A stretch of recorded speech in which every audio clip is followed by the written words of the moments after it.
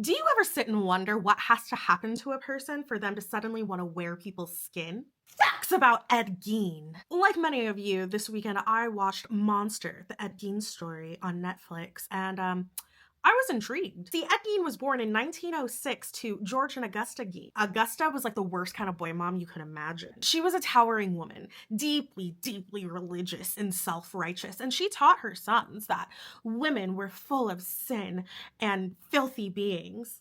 Except for her, of course. She was pure. She made sure to isolate her sons. Yes, she did. They were punished for making friends. They lived out on a farm in the middle of nowhere, so they didn't get to hang out with other kids. They didn't get to do anything besides go to school and listen to their moms shout revelations at them. The town of Plainfield, Wisconsin, where Ed lived, they thought he was just like a normal dude. Now, he was picked on, he was weird, he was socially awkward, but to everyone, he was harmless. He wouldn't hurt a fly. And for over a decade, people just carried on thinking Ed was the weird guy up at the farm, but he wouldn't hurt people. People let him babysit their kids into their homes to do odd jobs. And meanwhile, this dude was going to the graveyards and digging women up. He would go when the graves, like someone had freshly unalived and been buried. So the graves didn't look disturbed because they had just been dug. Until November of 1957. See, there was a woman, Bernice Warden, and she ran a local hardware store. See, Frank, her son, comes back from a hunting trip, and he goes into the hardware store and finds that the cash register is open. Nothing's locked up, and there's a smear of blood on the floor.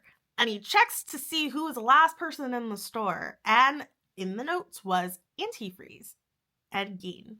So of course I rolled up to Ed Gein's farm, and what they found was a house of fucking horrors. See, they found Bernice. Oh yeah, they found her. She was hung upside down.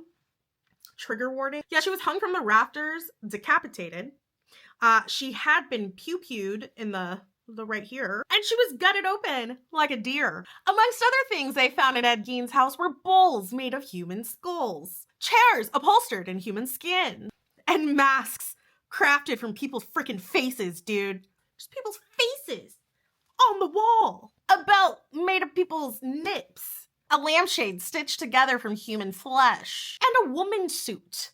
A woman's suit. He took a woman's torso and sewed it together like a corset, and then also took somebody's leg skin and made leggings with them.